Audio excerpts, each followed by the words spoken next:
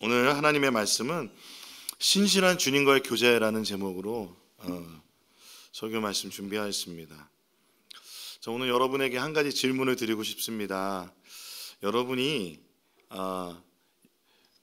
설교를 듣고 신앙생활하면서 내가 하나님의 아들이고 하나님의 딸이라는 것 여러분 믿으십니까? 예. 그리고 또한 주님이 나의 신랑이고 또 우리가 주님의 신부이심을 여러분 믿으십니까? 네, 그리고 또 우리가 하나님의 귀한 양임을 믿으십니까? 네, 그리고 또한 우리가 주님께서는 또 우리를 친구라고 말씀해 주십니다. 여러분 믿으십니까? 네, 그렇다면 한 가지 질문 드리고 싶어요. 그렇다면은 그 주님과 자녀로서 또 신랑 신부로서 목자와 양으로서 그리고 친구로서 친밀한 교제를 최근에 나눈 것은 어떤 것입니까? 예. 한번 생각해 보세요. 예. 한번 생각해 봅시다. 한번 생각해 보십시오. 그럴 때 언뜻 여러분에게 떠오르는 것이 있으십니까? 어제 제가 우리 교육자 회의에서도 동일한 질문을 해봤습니다. 전사님들 그리고 사모님 이렇게 질문에 답을 해주셨습니다. 여러분이 그 답을 여러분이 다 말씀드릴 수는 없지만 각자의 그런 한 방법으로 하나님과 만나고 계셨습니다. 그런데 우리가 생각해 보면 우리가 예배나 기도나 찬양으로 하나님 만난다는 건 분명한데 여러분이 만약에 이제 테니스를 치거나 탁구를 치거나 여러분이 만약에 취미로 수영을 하시거나 그럴 때도 주님이 함께 하신다고 생각하십니까? 또한 여러분 직장 생활한 가운데서 직장 생활이 치열하잖아요. 직장 생활의 그 치열한 가운데서 또 요즘에 얼마나 참 자영업이 힘든지 모릅니다. 그러한 상황 속에서 또 여러분 주부로서 집안일을 할 때 요즘은 로봇가 청소해 주지만 청소하실 때 설거지도 요즘에는 설거지 기계가 해주지만 설거지 하실 때 그럴 때 주님과 함께 하신다. 주님과 교제한다 라는 마음이 드십니까? 한번 생각해 보세요. 그래서 24시간 예수님과 동행한다 라는 24시간 예수님과 동행하는 운동을 하는 교회들도 있습니다. 내가 24시간 동안 예수님과 동행한다 라고 했을 때 우리의 마음의 의미는 어떻습니까? 그렇게 생각해 보니까 제가 이렇게 생각을 더 해보니까 그렇다면 우리가 죄를 짓는 순간은 어떨까? 내가 죄를 짓고 있을 때 그때는 하나님과 나의 교제가 끊어졌다가 다시 회개하면 연결되는 걸까요? 그런 생각 안 해보셨습니까? 죄를 짓는 순간에 하나님께서 그 선택의 순간에 우리와 함께 하셨을까요? 내가 죄를 짓고 있는 그때예요. 그렇게 생각해 보면 주님 왜 또 내가 죄를 지을 때 막아주지 않으셨습니까? 라는 생각을 할 수도 있고 또 한편으로는 이런 생각을 하는 확률이 더 높은데 주님 잠깐만 눈 감아주세요.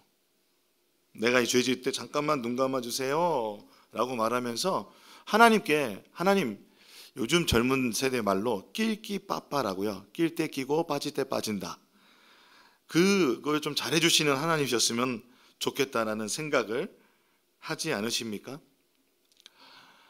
우리가 이 하나님과 교제를 나누고 하나님과 친밀하다고 했을 때 우리는 우리의 삶에 나의 경험의 세계 안에 갇혀서 하나님과 교제한다고 생각합니다. 하나님을 안다고 했을 때 우리가 살아온 그 경험의 세계 바깥에 좀 더 새로운 경험이나 우리가 이해할 수 없는 부분까지도 하나님과 교제한다고 느끼지 못할 때가 많이 있다는 말씀입니다. 그렇기 때문에 제가 이 말씀을 드리는 이유는 굉장히 하나님과의 교제라는 것, 하나님과 친교를 나눈다는 것이 사람마다 각각 주관적이라는 겁니다. 주관적이라는 겁니다.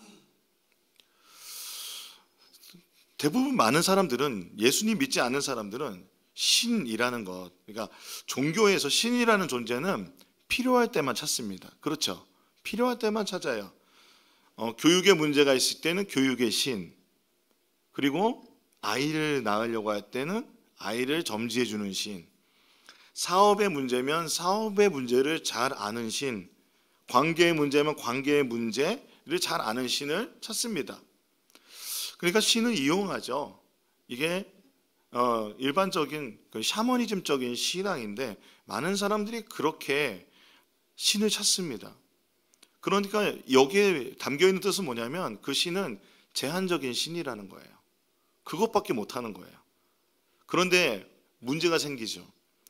교육의 문제, 사업의 문제, 관계의 문제, 경제의 문제가 한꺼번에 터집니다. 그럼 어떻게 해야 됩니까? 그 신들을 다 챙겨야 되는 거예요.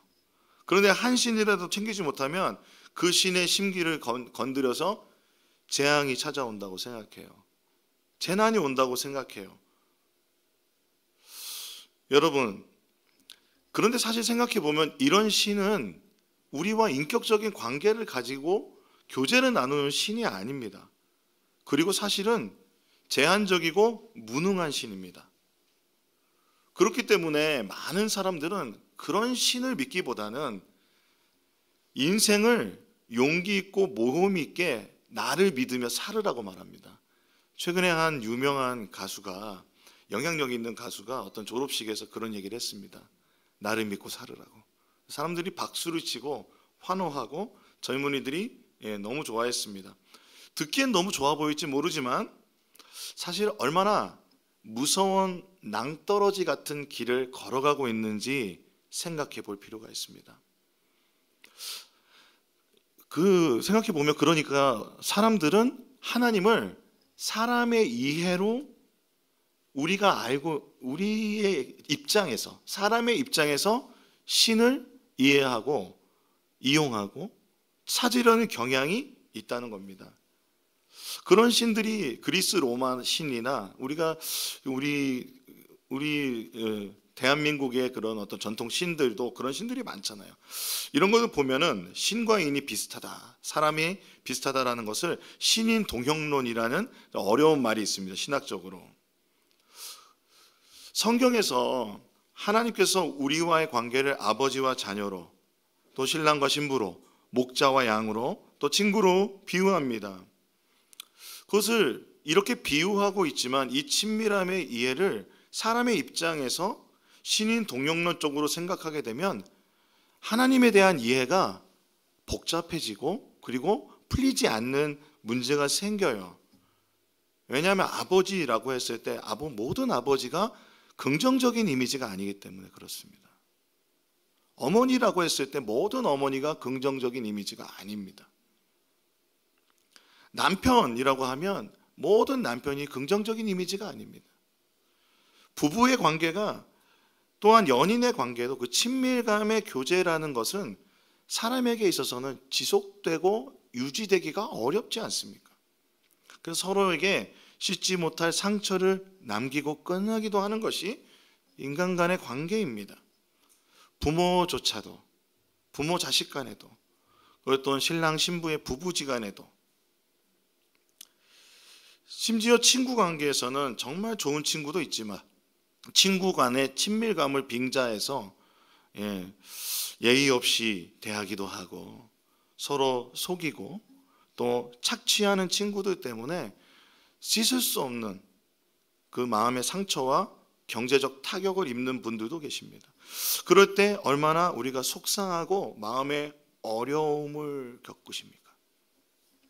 그런 상처가 있을 때 이러한 친구, 부부관계, 연인관계, 목자와 양의 관계, 그리고 친구의 관계로 우리가 하나님의 관계를 이해할 때 자칫 그 하나님을 정확하게 알지 못하고 그 하나님과 교제하지 못할 수 있다는 것입니다. 결국은 이런 결론에 이릅니다. 이렇게 주관적인 이해를 우리가 붙잡고 가면 우리가 우리의 입장에서, 사람의 입장에서 하나님과의 친밀한 교제, 하나님과의 관계를 그것으로만 생각하면 우리는 그 친밀한 교제를 결국은 모른다는 겁니다. 잘 모르겠다는 생각이 들어요. 내가 정말 하나님과 친밀한 교제를 나누고 있는가? 목사님 설교에서 듣긴 듣는데 내가 정말 그렇게 하고 있는지 내가 잘 모르겠는 거예요. 하나님은 성경에서 우리가 잘 이해하도록 하나님과 우리의 관계를 비유로 나타내 주시는 거예요. 그렇죠? 그렇지만 우리가 하나님에 대해서 이렇게 생각해요. 때로는 너무 거룩한 분이고 알 수 없는 분이기 때문에 우리가 이해할 수 없는 거리감이 있기 때문에 그 하나님을 그냥 멀리 계신, 가까이 하기엔 너무 먼 당신으로 생각합니다. 많이들 그러실 것 같아요. 두 번째는 하나님과의 친밀감이라는 것을 이렇게 생각하는 거예요. 그냥 사람 중심으로 생각해서 아버지, 친구, 신랑 이렇게 이해할 때 그냥 너무도 편하게 대하기도 하고, 때로는 나의 삶에 그 투영된 이미지로 나의 삶에 관심 없는 아버지, 또는 나와 좀 친하지 않은 친구라든지 나에게 인색했던 아버지, 그 친구, 내가 뭔가 잘해줄 때만 잘해주는 친구, 그렇게 생각할 때도 있습니다.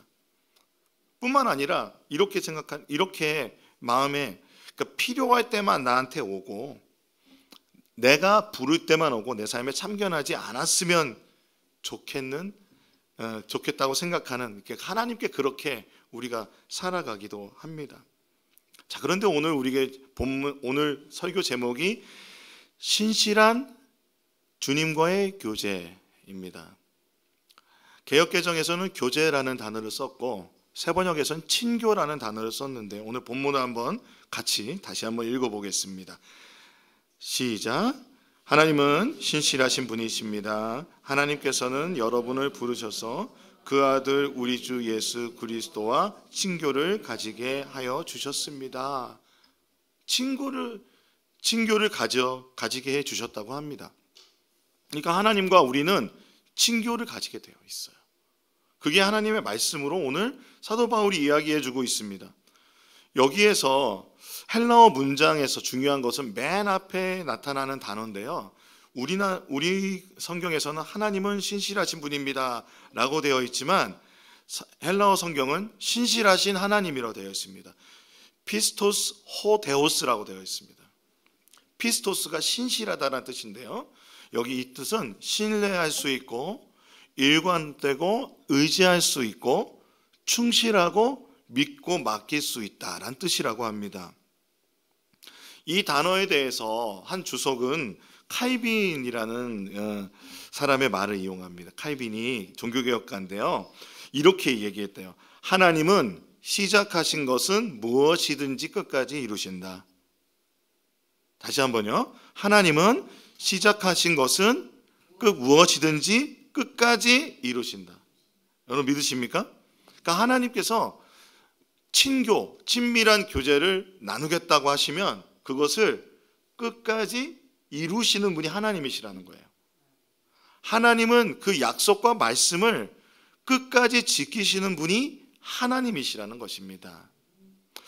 그래서 제가 오늘 설교를 준비하면서 그렇다면 하나님께서 정말 지키기 원하시는 것은 무엇이고 그것을 어떻게 이루어 가시며 지금까지 지키고 계신가를 고민하면서 그 내용이 복음이라는 생각이 들었습니다. 복음, 우리가 흔들리지 아니하고 붙잡을 수 있는 내용이 복음인데, 복음은 기쁜 소식이고 성경을 관통하고 있는 이야기입니다. 이것을 복음 중심 삶이라는 교재에서는 이 복음 이야기를 소개하고 있는데요, 제가 여러분에게 좀 읽어드리고 싶어요. 조금 시간이 걸리겠지만 한번 들어보세요. 첫 번째는요, 창조입니다. 우리들을 위해서 만들어진 세상인데, 이 복음 이야기는 우리가 아니라 하나님과 함께 시작됩니다. 우리의 마음속 깊이에는 이 이야기가 진짜라는 것을 사실 느끼고 있고, 우리는 우리 자신 중요한 존재라고 느낍니다. 인간에게는 무언가 존엄하고 장엄하며 영원한 것이 있습니다. 하지만 우리가 궁극적인 존재가 아니라는 것도 알고 있습니다. 우리보다 위대한 누군가가 존재한다는 것을 알고 있습니다. 성경은 누군가 무한하고 영원하고 변치 않는 하나님, 무에서 유를 창조하신 분을 하나님이라고 말합니다. 이 한 분 하나님은 성부, 성자, 성령의 세 위격으로 존재하십니다. 그러니까 하나님은 삼위일체로 존재하시기 때문에 관계와 예배와 영광을 모두 포함해서 그분이 무언가 필요하셔서 세상을 창조하셨던 것이 아니라 하나님 그분의 자신이 완전하시기 때문에 그분의 사랑과 선하심과 넘치는 영광으로 인해서 세상을 창조하셨습니다. 창조하신 이유가 뭐라고요? 사랑과 선하심과 넘치는 영광. 하나님은 그렇게 넘치는 분이신 거예요. 그래서 하나님은 하나님의 형상을 따라서 우리를 만드셨습니다. 바로 이 하나님의 형상이 우리의 존엄과 가치를 만들어주는데, 그래서 그분은 우리를 휴먼, 즉 인간으로 만드셨습니다. 이 말은 인간이 창조된 존재이고 창조주에게 의존하는 존재라는 뜻입니다. 우리는 우리 자신이 아니라 하나님을 예배하고 기뻐하며 사랑하도록 창조되었습니다. 하나님께서 세상을 처음 창조하셨을 때 모든 것이 좋았습니다. 세상은 완벽한 평화와 안전, 조화, 그리고 온전함 안에 존재했습니다. 이것이 창조의 이야기입니다. 두 번째, 타락의 이야기입니다. 모든 것이 부패했습니다. 하나님은 우리가 그분을 예배하고 기뻐하며 사랑하고 섬기도록 지으셨습니다. 그러나 인간은 하나님의 권위 아래 살기보다는 죄의 반역을 저질러서 하나님으로부터 등을 돌렸습니다. 인간의 타락은 온 세상을 죄의 어두움과 혼란으로 밀어넣었습니다. 그러니까 선한 것이라는 흔적이 우리에게 남아있지만 하나님께서 지으신 본래의 창조의 온전함과 조화는 산산조각이 나버렸습니다. 결과적으로 모든 인간은 본성적으로 의지적으로 죄인이 되었습니다. 우리는 자주 이렇게 생각합니다. 나는 그렇게 나쁘지 않아 라는 말로 우리 자신의 죄에 대해서 변명합니다. 우리는 우리보다 더 나쁜 사람을 항상 찾아냅니다. 그러나 죄는 1차적으로 행동이 아닙니다. 죄는 성향입니다. 죄는 뭐냐면 하나님을 향한 우리 영혼의 혐오입니다. 죄는 우리의 교만, 사람의 교만과 자기중심성, 그리고 독립성, 하나님과 타인을 향한 사랑의 부족에서 나타납니다. 죄는 때로는 분명하게 드러나지만 때로는 드러나지 않고 숨어 있습니다. 그래서 로마서는 모든 사람이 죄를 범하였으며 하나님의 영광에 이르지 못한다라고 말합니다. 죄는 그래서 우리에게 두 가지 결정적인 결과를 가져오는데, 첫 번째는 죄는 우리를 노예로 만듭니다. 하나님으로부터 돌아서면서부터 우리는 생명과 정체성과 의미와 행복을 찾기 위해서 다른 것을 향하게 됩니다. 곧 성경이 우상이라고 부르는 대안적인 신들을 향해 갑니다. 그런데 그 신들은 얼마 지나지 않아서 우리가 가진 모든 것, 우리의 시간과 에너지와 충성과 돈을 요구하면서 우리를 노예로 만듭니다. 우리의 삶과 마음을 지배하기 시작하는데, 이것이 성경이 죄가 우리를 주장한다라고 묘사하는 이유입니다. 그러므로 죄는 우리로 하여금 조물주가 아닌 피조물을 섬기게 합니다. 둘째, 죄는 정죄를 낳습니다. 죄의 노예가 되는 것뿐 아니라 죄로 인해서 우리가 유죄 선고를 받게 됩니다. 하늘과 땅의 심판자 앞에 정죄를 받습니다. 죄의 삭은 무엇입니까? 사망입니다. 우리는 하나님의 거룩하심과 공의에 대항하여 우주적인 반역을 일으킨 것 때문에 사형 선고를 받았습니다. 죄를 향한 그분의 의로운 분노가 우리 위에 있습니다. 세 번째, 구속. 예수님이 우리를 구원하신다. 바로 이때 모든 이야기에는 영웅이 등장하는데, 복음 이야기의 영웅은 예수님이십니다. 인류는 죄의 속박과 정죄에서 그들을 자유롭게 하고 세상을 원래의 선으로 회복시킬 구원자, 구속자, 해방자가 필요하게 되었습니다. 우리가 하나님께 진 빚이 있지 않습니까? 죄의 빚이 있는데 이 빚을 갚기 위해서 이 구원자는 반드시 우리가 지었기 때문에 인간이어야 됩니다. 참 인간이어야 합니다. 하지만 단지 인간이어서는 안 됩니다. 왜냐하면 죄를 정복해야 되기 때문에 그렇습니다. 우리에게는 우리가 실패한 순종의 삶을 대신 살 수 있는 대리인, 불순종과 죄로 인해 우리가 마땅히 받아야 할 처벌을 대신 받을 수 있는 대리인이 필요한데, 이것이 바로 하나님께서 예수님을 우리의 대리인으로 세상에 보내신 이유입니다. 성경은 예수님께서 삼위일체의 두 번째 위격이신 완전하신 하나님이시자 완전한 인간이시라고 가리킵니다. 예수님은 인간인 어머니에게서 태어나셨습니다. 그분은 진짜 살과 피를 가진 존재로 사시다가 예루살렘 밖에서 로마의 십자가형에 처해져서 잔인한 죽음을 맞이하셨습니다. 예수님은 하나님께 철저히 순종하는 삶을 사셨습니다. 그러기에 역사상 유일하게 심판받지 않을 자격이 있으셨습니다. 하지만 예수님께서는요, 십자가에서 우리를 대신해서 우리의 죄를 지고 죽임을 당하셨습니다. 그분은 마땅히 받아야 할 죄책과 죽음을 감당하셨고, 우리는 예수님을 믿을 때 그분이 마땅히 받으셔야 할 축복과 생명을 받게 되었습니다. 그러므로 예수님은 우리를 대신해서 돌아가셨을 뿐 아니라 죄와 사망과 지옥에 대한 승리를 보이시며 죽음에서 다시 살아나셨습니다. 그분의 부활은 역사상 결정적인 사건입니다. 성경은 이를 첫 열매라고 부르는데, 이는 하나님께서 행하실 우주적 재건의 첫 번째 증거라는 의미입니다. 성경에서 가장 위대한 약속 중 하나는 요한계시록 21장 5절에 보라 내가 만물을 새롭게 하노라 라는 말씀입니다. 타락과 함께 잃어버리고 깨어지고 부패한 모든 것들을 궁극적으로 바로 잡힐 것이라는 것입니다. 구속은 그러니까 단순히 개인의 구원을 의미하지 않고, 구속은 피조물 전체가 원래의 선으로, 하나님께서 창조하신 그 선으로 회복되는 것입니다. 그러므로 네 번째, 새로운 백성들. 그렇다면 우리가 어떻게 이 이야기의 한 분이 될까요? 한 부분이 될까요? 우리가 어떻게 하나님의 구원을 개인적으로 경험하고 세상에서 그 구속 사역의 대리인이 될 수 있을까요? 이것은 단 하나, 믿음, 신뢰로 가능합니다. 이 말은 무엇입니까? 우리가 택시를 타면 목적지까지 데려다줄 택시기사를 의지하고, 그때 우리는 그를 신뢰합니다. 또한 의사한테 진료를 받아서 치료를 받기 때문에 우리는 의사를 신뢰하는 것처럼, 우리는 이 죄를 인정하고 예수님의 위대한 용서를 받아들이며 하나님 앞에 받아들여지도록 예수님 안에서 온전히 안식할 때 우리는 예수님을 신뢰하는 것입니다. 다시 한번 말씀드리면, 우리의 죄를 인정하고 위대한 예수님의 용서를 받아들이는 것, 그러니까 믿음은 예수님 안에 있는 겁니다. 믿음은 마음을 다해 평온히 예수님께 우리 자신을 헌신하는 것, 이것이 바로 복음을 믿는 것입니다. 예수님을 믿을 때 우리는 그래서 그 죄의 그 유책과 속박에서 벗어납니다. 자유롭게 죄를 거부하고 하나님께 순종할 수 있습니다.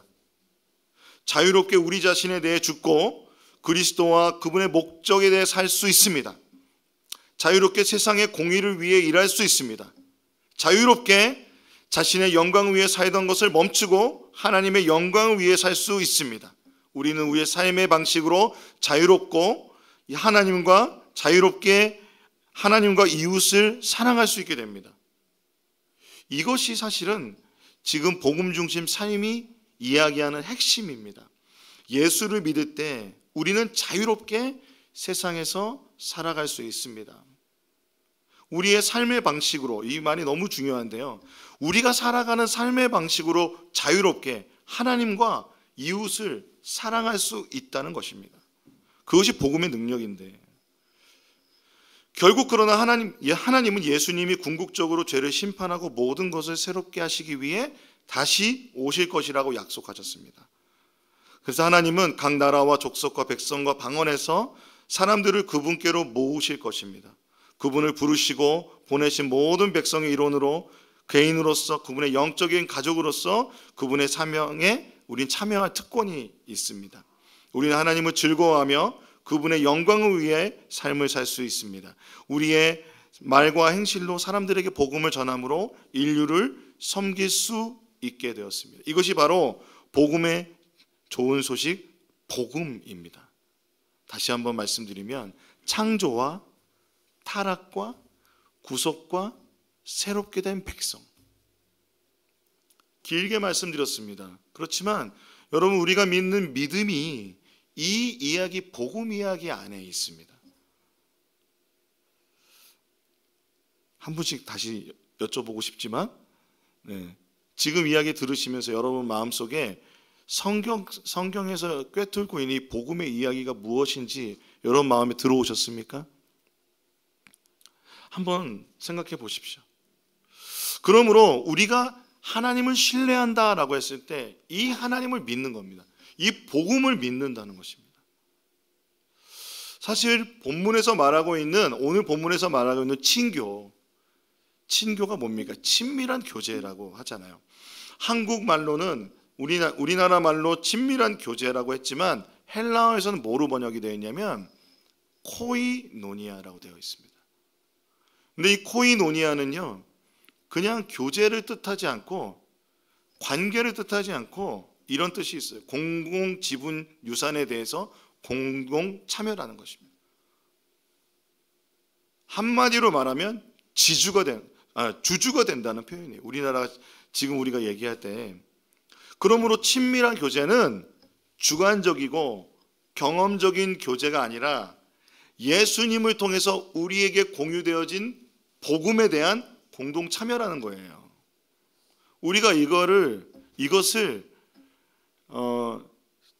친밀한 교제가 된다고 했을 때 주관적이고 경험적인 교제는 사실은 사람마다 다 다릅니다. 하나님과 교제한다고 했을 때 그 척도가 다 다를 수 있다는 거예요. 그 기준이 다를 수 있어요. 근데 오늘 이 말씀에 의하면 그것은 어떠한 공공유산에 대한 공동 참여인데 그게 바로 복음이라는 거예요. 예수 그리스도를 통해서 공유되어진 유산에 대한 공동 참여를 말하는 겁니다. 그것이 무엇이냐면 지난주 우리가 로마서 말씀으로 확인된 하나님의 친아들, 친딸 삼아주신 양자의 영을 받았다는 것. 하나님의 아들 예수 그리스도와 함께 이 코이노니아에 들어간다는 것은 삼위일체 하나님께서 처음 태초에 계셨던 그 모습 그대로 삼위일체 하나님이 서로 신뢰하며 관계하며 충만하며 넘치셨던 것처럼 우리가 그 안에 들어가는 겁니다. 이것이 우리가 오늘 본문이 말하는 친교라는 것입니다. 로마서 8장 14절 17절 말씀을 다시 한번 읽어보겠습니다. 시작.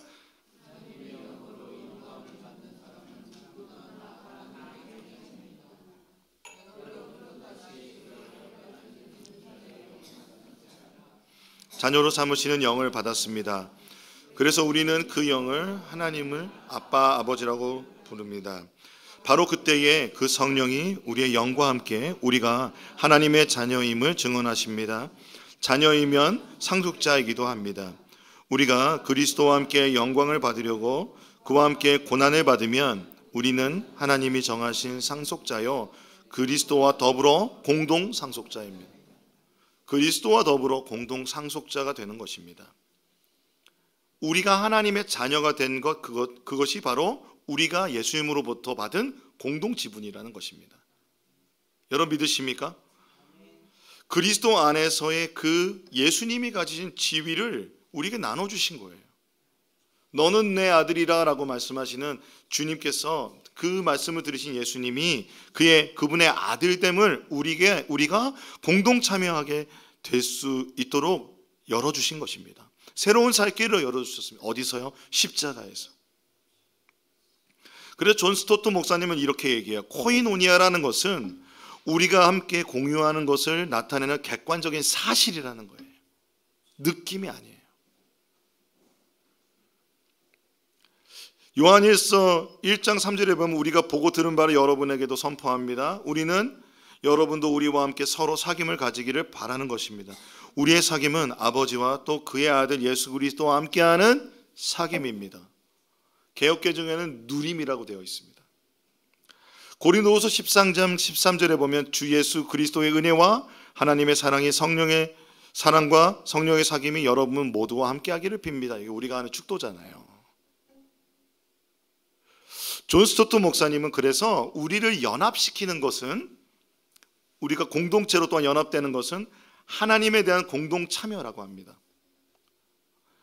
그러니까 예수 그리스도 안에서 신실한 하나님과 우리가 교제를 나누는 친교가 있다는 것은 그것이 공동체로 우리 서로서로의 친교가 되는 건데, 그것은 세상에서 말하는 어떤 친분이나 어떤 교제, 다른 교제를 말하는 게 아니라 이것이 중요하다는 것입니다. 성부, 성자, 성령 하나님과의 그 친교 안에 우리가 들어가 있는 그 공동 참여에 함께 참여하는 것, 그것이 진정한 삼위일체적 교제라는 것입니다. 복음 이야기를 길어도 여러분에게 또 말씀드린 이유는 계속 말씀드려도 저도 계속 들어도 부족하지 않은 것입니다. 주님이 충만하심으로 넘치셔서 그 교제 가운데서 우리를 함께 교제하는 존재로 우리를 지으셨어요. 근데 그 타락은 무엇입니까? 인간의 죄악으로 말미암아서 피조물 전체가 타락했죠. 모든 관계가 무너졌습니다. 환경 문제가 일어나고 전쟁 문제가 일어나고 재난 문제가 일어나는 원인에 대하여 우리는 하나님을 탓하는 사람들이 많지만 성경은 우리의 죄악으로 인해서 그렇다고 합니다. 결국 그렇다면 예수 그리스도께서 십자가에서 회복시키는 세상은 이 모든 피조물을 회복시켜 주시는 그날이 온다는 것이죠. 예수 그리스도 안에서 그 회복되는 그날을 우리는 지금 예수를 믿음으로 살아낼 수 있다는 것이 성경의 메시지입니다. 그러므로 주님과의 친밀한 교제라는 것은 이 복음의 객관적인 사실을 믿고 신실하게 지켜나가실 하나님을 믿는 겁니다. 나를 믿는 게 아니라 하나님을 믿는 거예요. 이 복음의 이야기에서 그 복음을 이끌어가 그 이야기를 주도해 가시는 분이 누구십니까? 바로 하나님이십니다. A.W. 토저라는 목사님은 이런 비유를 했어요. 우리 교회도 피아노가 있는데 여러분 생각해 보세요. 100대의 피아노가 있습니다. 100대의 피아노가 있어서 합주를 하기로 했어요.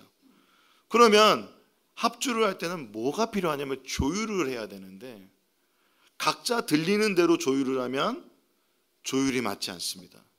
그렇기 때문에 같은 소리급세로 서로 일치하도록 100대의 피아노를 조율을 해야 아름다운 합주를 할 수 있듯이 만약에 우리가 100명의 예배자들이 연합을 한다고 했을 때 제일 먼저는 하나님께 눈을 돌려 서로도 친밀하게 교제하려고 노력하는 것보다 하나님께 그리스도를 바라보며 모일 때 진정으로 가까워질 수 있다고 A.W. 토저 목사님 말합니다. 좀 어려운 말로 사회적 종교는 개인적 종교가 정화되었을 때 완벽해집니다 라고 말하였습니다. 공동체 모임이 시작되면서 우리는 소그룹 안에서 서로를 기다려주는 호흡과 기다림이 필요하다고 저는 생각합니다. 노프든 안성교회 3년밖에 되지 않았습니다. 하나님을 신뢰하고 믿음으로 그분을 바라보면서 그분과의 친교를 서로 기다려주고 먼저 예수님을 바라볼 수 있도록 예수님을 인식하는 공동체가 될 때 우리의 코이노니아, 친교는 이 객관적인 사실인 복음에 기반한 공동체가 될 것이라 저는 믿습니다. 어떻게 나타날 수 있냐면 폭풍우와 비바람과 같은, 제가 비유했어요. 교회가 어려움을 겪을 때, 공동체가 어려움을 겪을 때 견디어낼 수 있는 힘은 우리에게 있지 않습니다. 하나님에게서 있습니다. 하나님이 주시는 복음의 객관적인 사실, 예수 그리스도 안에 주어진 그 공동 유산에 참여하고 있다는 것, 그것이 중심이어야 합니다. 공동체의 코이노니아가 그리하여서 그때 하나님께서 주시는 사명까지도 감당할 수 있게 되는 것입니다. 그러므로 여러분, 소리굽새는 무엇이냐면 바로 다름 아닌 복음 이야기입니다.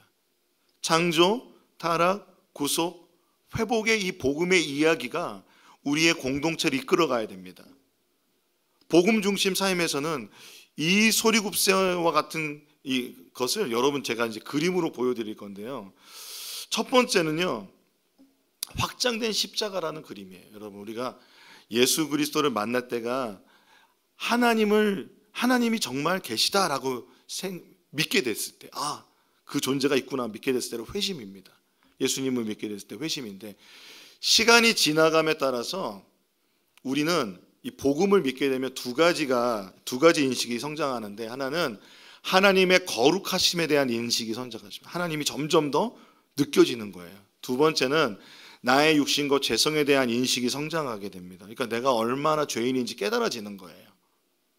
복음의 능력은 뭐냐면 이 두 가지가 느껴지면서 그것이 예수 그리스도의 십자가 안에서 복음으로 내가 의롭게 되었다는 것을 점점 더 느끼는 거예요. 그러므로 나의 죄됨을 더 느끼는 것은 그리스도의 십자가 안에서, 확장된 십자가 안에서 당연한 거예요. 내가 죄와 싸우고 죄를 미워하게 되고 내 양심이 새롭게 되고 있다는 것은 복음이 내 안에 살아있는 거예요. 그리고 또 하나는 하나님이 얼마나 거룩하신지가 느껴지는 거예요. 하나님의 존재에 대해서 정말 내가 정말 닿을 수 없는 분이구나 라고 느껴지는 것, 그래서 그분이 얼마나 나를 사랑해 주셨는지가 느껴지는 것이 이 바로 복음이 날마다 우리 안에 임할 때 점점 더 그것이 커져가고, 이것이 확장된 십자가로서 우리에게 복음의 역사가 일어날 때 복음은 능력이 되는 줄로 믿습니다. 그런데 축소된 십자가라는 그림이 있어요. 그게 뭐냐면, 회심은 했지만, 그래서 우리에게 거룩하심에 대한 인식과 또한 인식이 이렇게 성장하게 되는데, 복음을 적용하지 않으면 어떻게 되냐면 하나님의 의, 예수님의 의가 부족해 보이는 거예요. 그래서 뭘 하게 되냐면 내 행위로 메꾸려고 그래요. 내 행위의 의로 그 의에 다가가려고 해요. 그래서 어떻게 해요? 종교적 신앙생활하는 거예요. 쉽게 말하면, 그리고 나의 죄에 대한 그런 인식이나 이런 걸 설교를 들으면 계속 내 마음에 오잖아요. 그럴 때 복음으로 내 안에 복음으로 다가가지 않고 십자가로 가지 않으면 어떻게 해요? 아닌 척해요. 죄인이 아닌 척, 거룩한 척, 그걸 위선이라고 합니다. 이 두 가지 그림이 복음에 대해서, 우리의 복음이 중심이 되어 복음의 능력으로 살아가는 그 그림에 대해 그러한 모습을 잘 생각할 수 있게 해줍니다. 그러므로 그림은 이제 없애주시고요. 그래서 복음은 우리가 하나님의 자녀로 살아갈 수 있게 하는 첫 번째 그림으로 살아갈 때 우리의 삶은 더 풍성해지는데, 두 번째 그림으로 살아가면 우리 다시 어디로 가는 거냐면 고아의 영과 두려움의 영으로 가는 거예요. 예수님 믿는데 갈수록 내 안에 두려움이 해결되지 않고, 내 마음 안에 우리의 삶에 어려움이 오거나 신앙생활하면서 내 안에 여전히 뭔가 공허함이 남아있다면 우리는 다시 한번 주님의 십자가 앞에 나가야 됩니다. 복음을 기억해야 됩니다. 복음 이야기를 다시 한번 기억해야 됩니다. 그 무슨 말이냐면 하나님을 바라봐야 된다는 겁니다.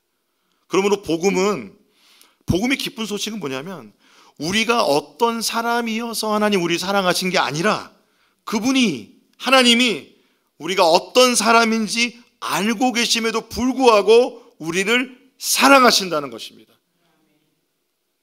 그러므로 친밀한 주님과의 교제, 신실한 주님과의 친교, 교제라는 것은 주관적이고 체험적인 것에 기반한 것이 아니라 진리의 복음에 기반한 자녀됨의 유산을 누림입니다. 우리 같이 읽어볼까요? 시작! 신실한 주님과의 친교란 주관적이고 체험적인 것에 기반이 아닌 진리의 복음에 기반한 자녀됨의 유산을 누림입니다. 할렐루야! 요한복음 말씀 한번 같이 읽어보겠습니다. 시작! 내 안에 머물러 있어라. 그리하면 나도 너희 안에 머물러 있겠다. 가지가 포도나무에 붙어있지 아니하면 스스로 열매를 맺을 수 없는 것과 같이 너희도 내 안에 머물러 있지 아니하면 열매를 맺을 수 없다. 나는 포도나무요 너희는 가지다. 사람이 내 안에 머물러 있고 내가 그 안에 머물러 있으면 그는 많은 열매를 맺는다. 너희는 나를 떠나서는 아무것도 할 수 없다. 아멘. 우리가 주님과의 이 친교에 대하여 복음 안에서 이 객관적인 사실을 알 때 자유함이 임합니다. 진리는 우리를 자유케 합니다. 할렐루야.